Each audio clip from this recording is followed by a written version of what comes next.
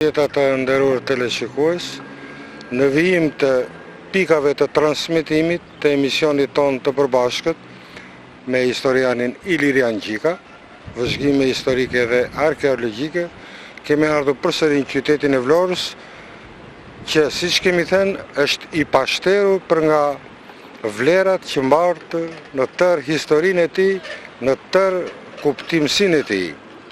Dhe e kemi thënë gjithmonë që sa herë që të vim këtu do të zbulojnë gjëra interesante për syrin ton natyrisht, po në radhë pa për ju të nderuar teleshikues.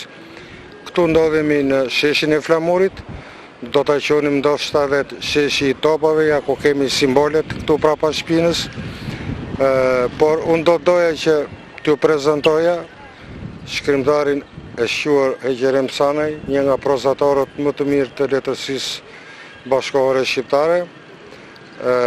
Pas pak na ka dhënë fjalën që të vijë dhe profesor doktor Bardosh Gaçe dhe shpresojmë që ai të vijë, sepse është njëri korrekt edhe bashkërisht do të mundemi të ndërtojmë këtë pikë transmetimi për rrugën Justin Godard, e cila ndodhet këtu përballë nesh, dhe më pas disa metra më tej është xhamia e Muradijes. Në një gjë për të thënë Ilirian, në këtë hyrje këtu. Juve nuk do t'ju vinte keq profesor as juve as Egeremit, që unë t'i vija titullin këtij emisionit sotëm. Ta titulloja 2 monumente kulture nga Vlora. Nuk e di se si të duket Egerem. Duket sa original, po aq interesant. Sepse Vlorës vetë historia në mënyrë të vetëvetishme i ka dhënë një emër, Vlora e historisë, qyteti historik. Edhe qyteti i monumenteve, po u avjedh përsëri një nën titull. Po sigurisht kemi të bëjmë me historian profesionist, të këtillët pretë më shumë se çka. Unë do të thosha midis të tjerave që këto 2 monumente, ne nuk i kemi ndriçuar herë tjetër me objektivin e kamerës tonë, siç është rruga Asambli arkitektonik Justin Godard dhe xhamia e Muradijes, nga objektet e rëndësishme dhe më të vjetra të kultit në qytetin e Vlorës. Mendoj se gjetjet e sotme do të jenë interesante dhe do t'i ftoj teleshikuesit të na ndjekin hap pas hapi. Atëherë edhe ne siç jemi të tre, po nisemi për ta zbuluar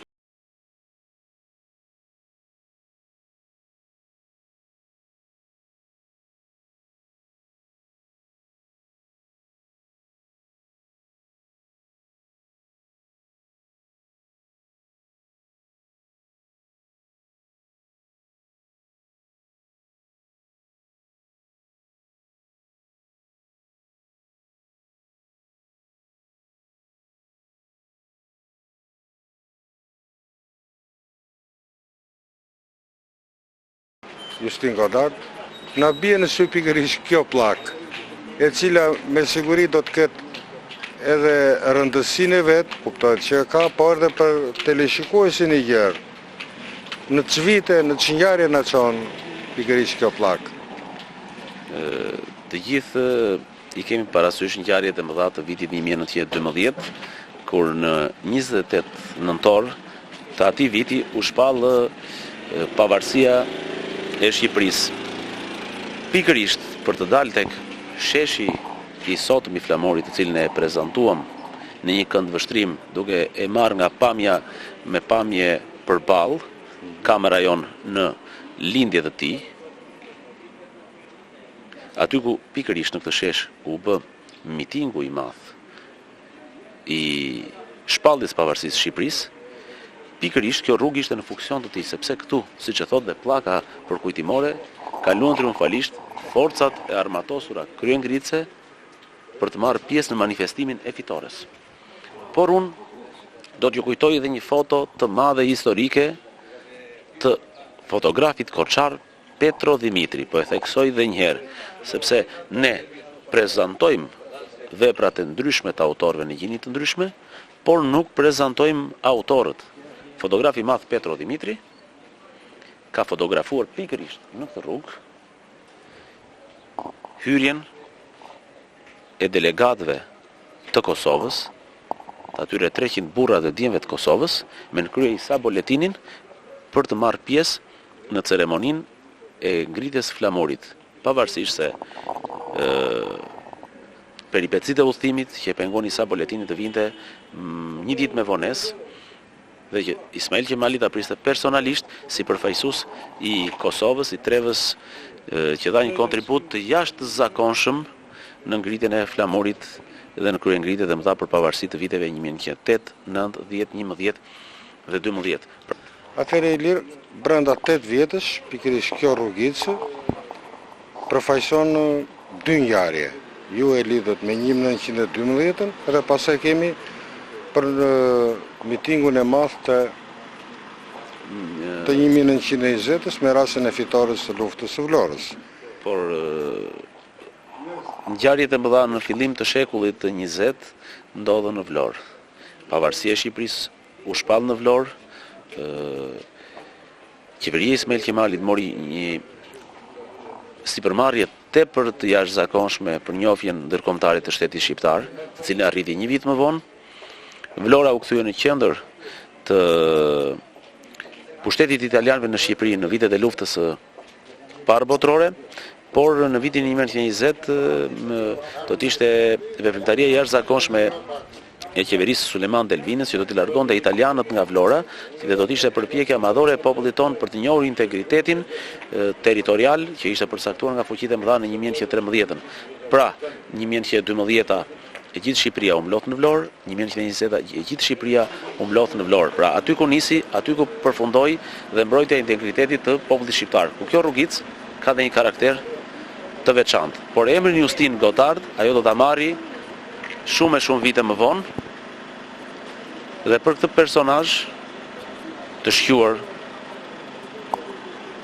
francez, i cili ka dhënë një kontribut të jashtëzakonshëm në historinë e Shqipërisë, ne do të ftojmë sot mikun dhe bashkëpunëtorin e emisionit ton, që kemi pasur gjithmonë të përhershëm sa herë kemi folur për Vlorën, për treva të tjera të rajonit ton, zotin Bardosh Gaçe.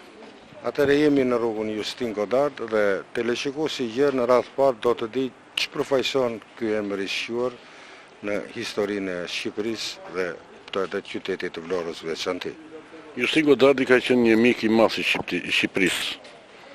Mik i Ismail Qemalit, i Ali Aslanit dhe i mjaft adhetarëve të tjerë. Ka qenë senator në Francë, ministri i jashtëm i Francës dhe gjë më e bukur se në vitet 30, ku Justin Godardi vujte kandidaturën për kryeministër i Francës, një tuf vlonjatës, fierakës dhe beratasish, i dërguan dhe telegram urimi. Simpatinë e tij për Shqipërinë ai e tregoi dhe dëshmoi, jo vetëm në Konferencën e Paqes në Paris, jo vetëm në Parlamentin francez, por edhe në 2 vizitat që ai bëri në jug të Shqipërisë për vendosjen e kufive në problemet që shtronte atëherë Konferenca e Ambasadorëve. Po të lexosh mjaft fjalimet e tij në Parlamentin francez, ai i ngrë një kult shqiptarëve, atëut të tyre dhe se mos zakoneve të mira të shqiptarëve që u apërmend francezëve, duke u thënë që edhe ne kemi se ç'të mësojmë nga kjo traditë dhe kulturë e shqiptarëve. Por emri i tij, qysh në vitet 37 u vendos në këtë rrugë, me respektin e kryetarit të bashkisë Ali Aslani, miku të tij, sepse Justin Godardi në këtë rrugë edhe ka banuar disa net kur erdhi që vizitoi Shqipërinë, Vlorën, Fierin dhe jugun e saj. Rëndësi ka që ky është një kompleks arkitekturor mjaft interesant, i cili është ruajtur. Unë do të falenderoj në profesor Emir Rizën, i cili ka bërë një punë restauruese, por këtu kjo ka edhe vlera mjaft historike, sepse veç delegatëve të Isa Boletinit që erdhën nga Kosova kaluan në këtë rrugë, në 1920 këtu kaloi triumfalisht gjithë komisioni i luftës Vlorës me komandantët dhe luftëtarët, që në sheshin e topave aty mbajtën ceremoninë e fitores mbi imperializmin italian, dhe nga ana tjetër do të thoshja se në këtë rrugë këtu ka banuar dhe Marigo Pozja, ka banuar dhe mjaft adhetar tjerë si Kole Kristo Carbonara, që e ka shpim pak më tej.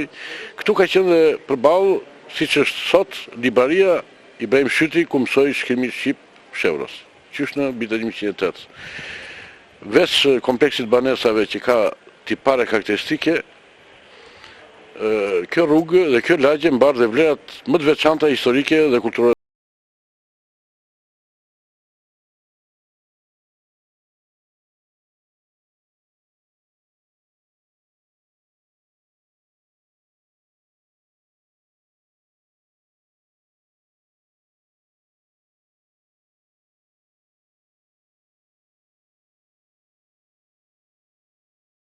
Kemi shkrimtarin e mirënjohur, shqiptar, Eqerem Canaj, dhe e nënvizoj shqiptar, mbasi gjithmonë mua personalisht, si njeri i letërsisë, nuk më ka pëlqyer kur ngjyra lokale.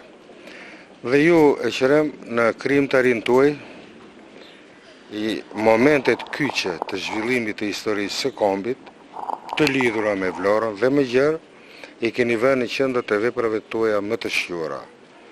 Unë do të përmendja së paku trilogjin, një vepër ndër më të mirat e letërsisë bashkëkohore shqiptare, dhe Kështjella mbi Ujan. Edhe, për shembull, nëse ne jemi në rrugën Justin Godard, pavarësisht se përmendet apo s'përmendet në roman, pun do doja atmosfera e pikërisht 1920-sh, cila është në romanin tuaj, të cilin unë sigurisht e kam lexuar dhe i kam dhënë mendimet, por do doja për teleshikuesin e Gjerë. Po, e vërteta është se unë e brezime vjen nga një rrugë e lashësisë, rrugë që siç është spërkatur me gjakun e viteve, është bërë pjesë ndërgjegjes së krijuesit. Në këtë vështrim unë pasi kam akumuluar gjithë historinë e Vlorës për krah asaj kombëtare ndërsi, kam ngritur bazamentin e shkrimeve të mia. Derisa flasëm për luftën e 1920-s, një pjesë cilës e kam përfshirë edhe në trilogjinë. Është pjesa e dytë, të thosh, e trilogjisë. Është pjesa e dytë e trilogjisë, pjesa që përmban peshën kryesore edhe të veprës, edhe të krijimtarisë time të përmbledhur, siç kur e kam thënë dikurit, s'është një punë dite, po është punë shumë vitesh. Kështu që nga ato rrugë të historisë, unë mund të krijoj edhe Kështjellën mbi Ujan. Ishte jo vetëm një konceptim real, natyror, një konceptim filozofik, po përbënte edhe bazën e historisë. Është midis Ujanës së madhe, të Adriatikut, Jonit, po është edhe midis Ujanës shpirtërore të Vlorës dhe të Shqipërisë në tërësinë e vet.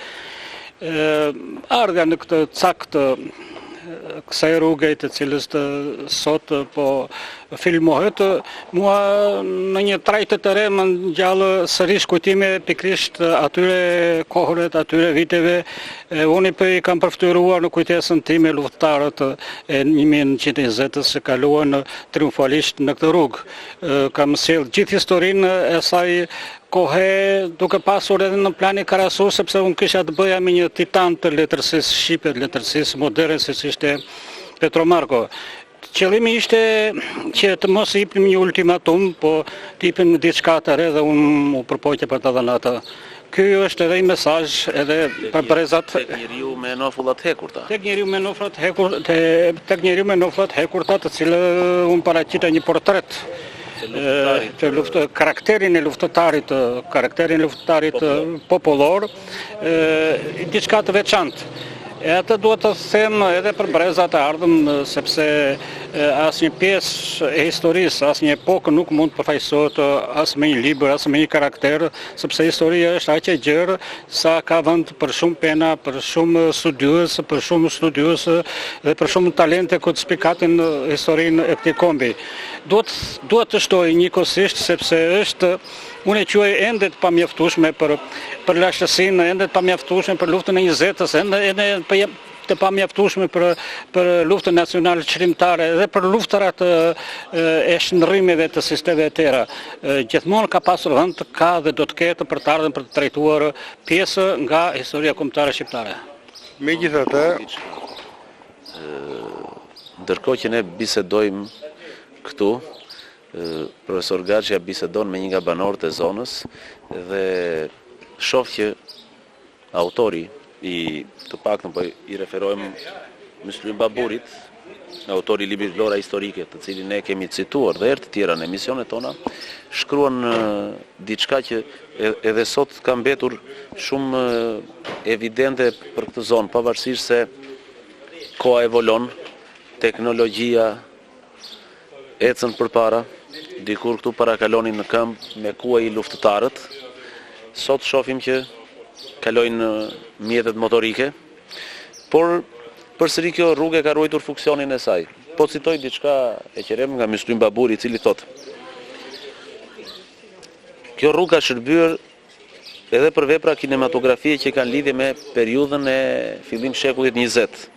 Në këtë rrugë gjendet, siç e tha dhe profesor Gaçia, dhe shtëpia ku ka banuar zonja Mariko Pozo, që ta shohim më pas, por punimet për herë të parë këtu kanë filluar në fund të shekullit të 17. Me ndërtime tipike vlonjate, thot, me gur të bardhë që përshkojnë me fasada me vija gri të llaçit me 2-3 kate. Dhe kamera po të fokusoj, shohim që ndërtesa ku jemi këtu është 2 katëshe. Mbi zotron ngjyra gri dhe fasada dhe vijat e llaçit. Grilat, thot autori, janë persiane me ngjyra të ndryshme. Këtu kemi diçka të restauruara grilat, por te këto dritare grilat janë të vjetra, model i arkitekturës së kohës. Ndërtesa që kemi këtu është 3 katëshe. Dritarit janë drejt këndore me korniza, shatit janë me kulm të mbuluara me pllakat me tjegulla tipit spanjoll, ndërsa katet përdesin parë dhe sot shërbejnë si dyqane, ku katet sipër ishin banesa për qytetarët. Sipër në këtë zonë muzeale shohim që janë të banueshme, ndërsa katet e para ka ruajtur funksionin e tyre si zonë tregtare, si dyqane. Ndërkohë ne mund të ecim dhe me objektivin e kamerës mund të ndriçojmë më qartë. Unë them në vijim, përsëri duke biseduar me shkrimtarin e mirënjohur, Canaj, do të thosha po i rikthemi pak sa shkurtë, pa u ndalur në problemet e mëdha të mjeshtrisë.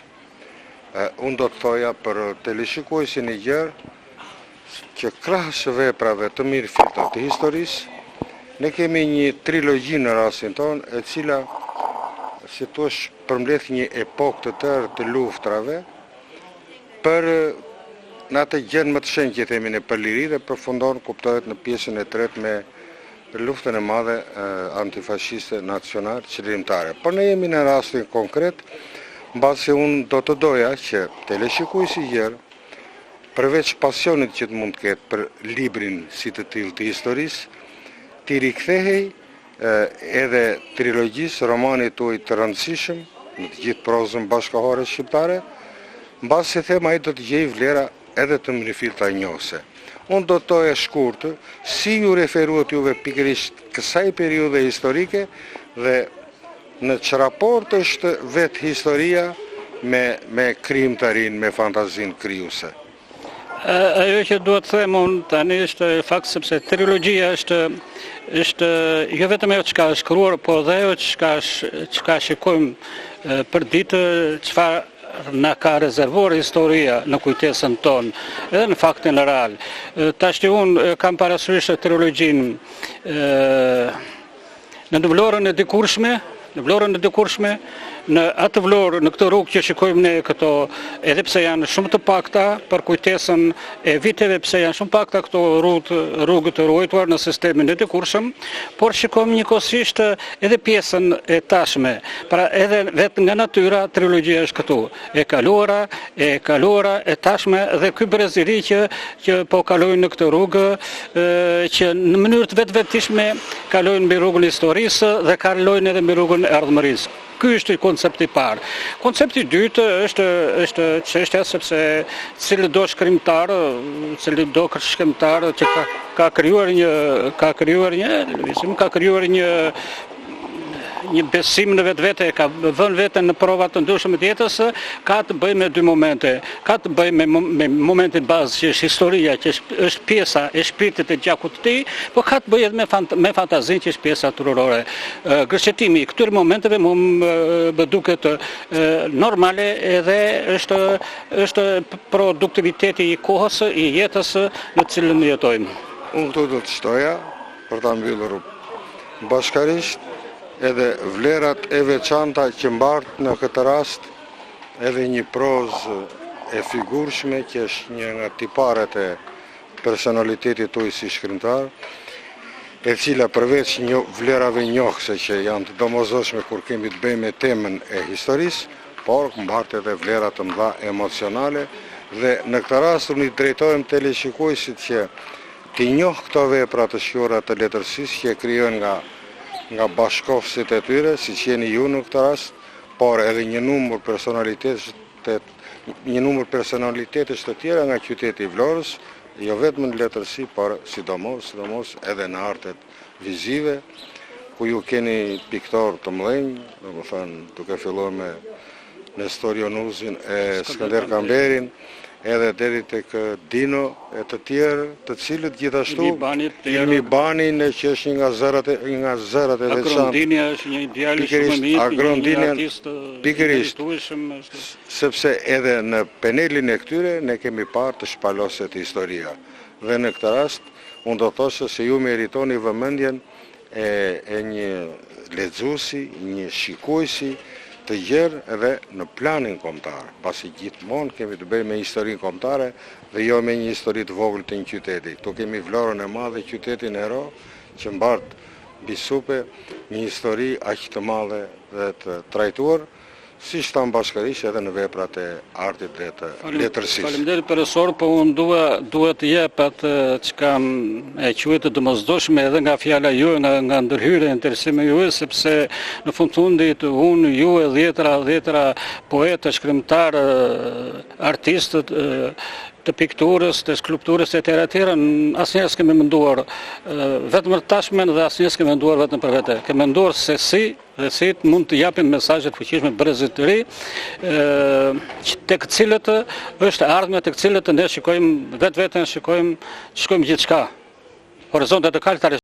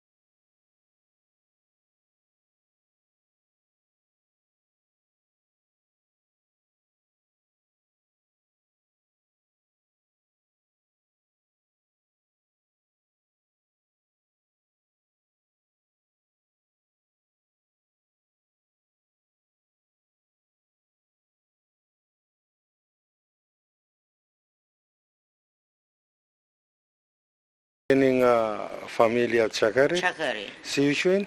Kaderna Çakari. Ju pyeta pak më parë për Ferhat Çakarin. Ferhat Çakarin, e kam kunat. Është një nga emrat më të ndritën letërsinë shqiptare për fëmijë. Edhe gëzojmë që ju jeni.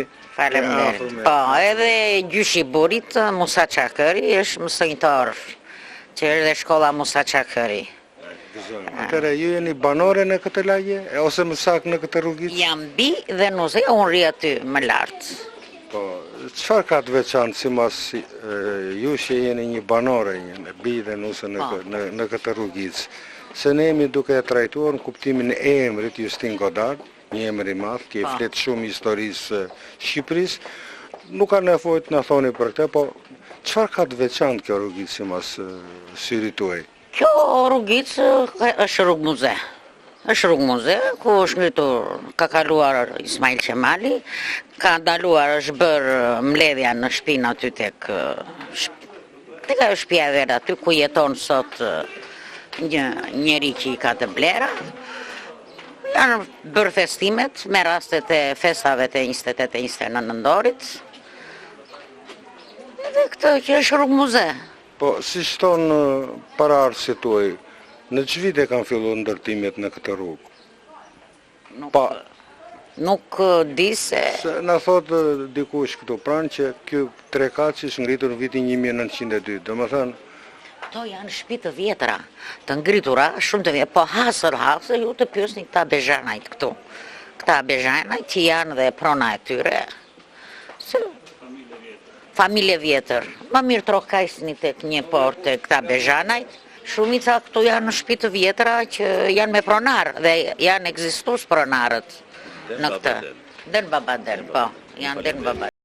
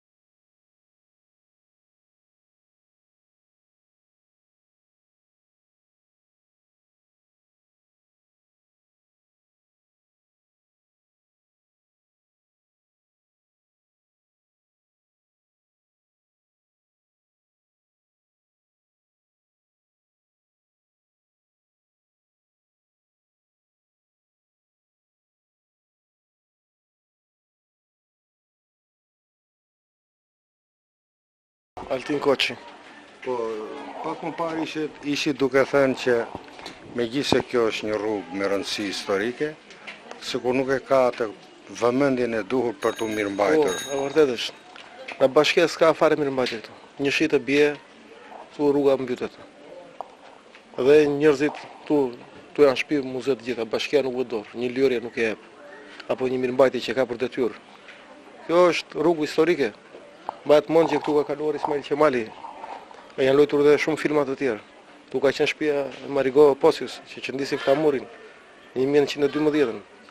Tu si ka këto vlera historike, nuk i trashëgon vlora, i ka humbur. Sepse kanë humbur që na lart, na i madhi. Na pushteti vendor. Pushteti vendor se ka fare vëmendjen për to. E kanë për probleme të tjera. Brenda mjediseve të shtëpisë muze të Marigo Pozios, aty në ballin kishim pllakën monumentale dhe po përfitojmë që këtu ku ndodhemi ne ka kaluar dikur ky personazh i rëndësishëm i historisë së Shqipërisë. Për ta pasqyruar se është paksa e vështirë që t'ia rikthejmë në kujtesë teleshikuesit, unë do të propozoja që të transmetonim sekuencën nga filmi Nëntori 2, kur në drejtimin e patriotes Marigo Pozio, veprimtare shqiptare lëvizjes feministe në Shqipëri dhe një aktiviste e fundit të rilindjes kombëtare u qëndis ai flamur i cili u përdor pastaj nga qeveria e Vlorës për festimet në mënyrë simbolike të shpalljes pavarësisë së Shqipërisë. Biles në këtë rrugë filmi është Nëntori 2 pasqyron në mënyrë ose na rikthen në atmosferën e atij viti i cili pati rrjedhoja të jashtëzakonshme për Shqipërinë. Atëherë po e japim për teleshikuesin e gjerë këtë insert filmi ku më shumë do të flasim pamjet e tij.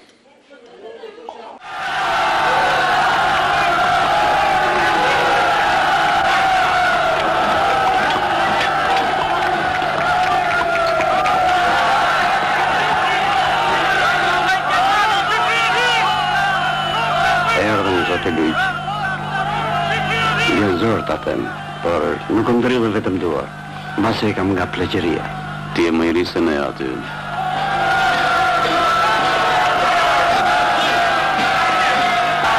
Buka e Shqipërisë te klipa jonë zotyn, të bëv dita 1000.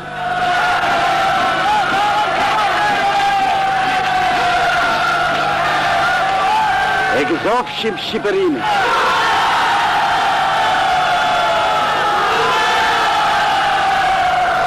E shqish i vajzave të Vlorës sonë.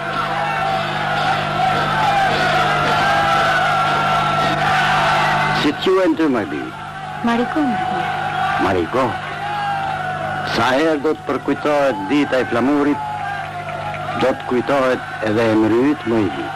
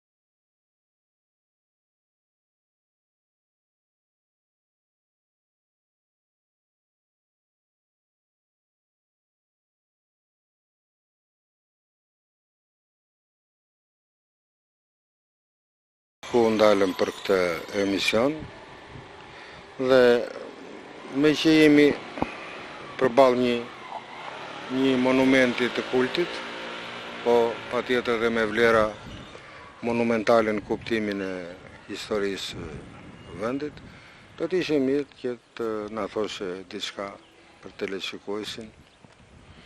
Këtu jemi në një nga lagjet më të vjetra të Vlorës, në Muradije, e cila së bashku me Topanan, Karabashin, Xhelidin, janë lagjet më të vjetra të qytetës turke të Vlorës. Po them turke sepse qyteti i Vlorës, pas pushtimit të tij nga Osmanët në vitin 1417 dhe deri pas largimit të tyre në vitin 1912, krijoi karakteristikat e qytetit tipik oriental. Dhe rruga që ne sapo pam është pikërisht trashëgimi e një pjesë është trashëgimi e asaj periudhe dhe pastaj vjen në vitet e para të shtetit kombëtar shqiptar. Në vijimsi vazhdon me vitet e para të shtetit kombëtar shqiptar. Por xhamia që kemi këtu pas është një nga xhamit më të vjetra të Vlorës. Ajo ka pasur rindërtime. Siç dihet në periudhën turke, çdo mahall ose lagje, siç më quajmë sot, kishte xhamin e vet, ku njerëzit më të pasur të mahallës për arsye të besimit fetar, të përkushtimit tyre ndaj fesë, por edhe për arsye bamirësie investonin shumë të mëdha për të ndërtuar objekte kulti si xhami, teqe, tyrbe, hamame, siç ishin i dashur e qerem banjot publike orientale dhe deri bezistene ose qendra tregtare. Xhamia nuk ka kube, por është mbuluar me çati e shoqëruar me tjegulla. Është një vazhdim i arkitekturës bizantine, e cila u pasqyroi dhe ndërtimet e kultit në Shqipëri. Pra tregon vazhdimin e një tradite ndërtimi vendase. Xhamia është në formë e mbajtur në formë shumë të mirë, është e dekoruar me harqe në formën e kubes. Në pjesën e fasadës e ka të zbukuruar me punime ornamentale që imitojnë kuben, imitojnë diellin. Kamera tregon që aty është restaurimi i bërë në mënyrë mjeshtrore dhe sot ajo mbetet një monument i pëlqyeshëm nga pikpamja estetike për çdo vizitor.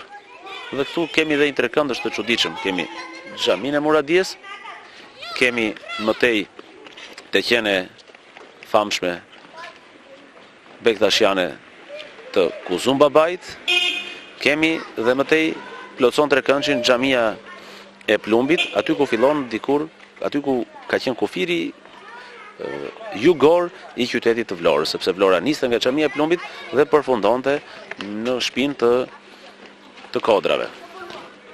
Sot lagja deri diku i ka ruajtur parametrat, kemi ndërtime të vjetra, që po thoj se janë gati 100 vjeçare, por paralelisht me të vjetrën është edhe e reja, e cila gjithmonë ka qenë një simbioz në bashkëjetesë midis këtyre dy dukurive. Megjithatë, neve shprehim kënaqësinë që i kemi ruajtur këto vlera të vjetra, të cilat tregojnë identitetin ton kulturor. Po bëj një rikthim në kohë, e qërem sa po thej që në vitet e diktaturës, edhe ky monument i kultit, edhe një monument e historisë, pësoj dëmtime të çuditshme. Po, sigurisht tani, për vetë historinë që ka kaluar kombi ynë, edhe këto monumente të rëndësishme të kulturës kombëtare shqiptare kanë pasur goditit e veta, por nuk janë rrafshuar, nuk janë zhdukur tërësisht. Mbaj mend vite parë kjo xhami këtu që ishte mjaft interesante, atëherë ishte një sektor pikture që shërbente tip magazine, vend për të mbajtur ato pikturat edhe për të ushtruar kurset ndryshme. Megjithatë, kjo nuk ka humbur gjendjen e vetë, ekzistencën e saj pasuruar edhe nga ansambli i kësaj ndërtese të vogël aty që sado vjetëruar e ruan ato harqet, dyert e tjera, është një pikë mjaft e rëndësishme që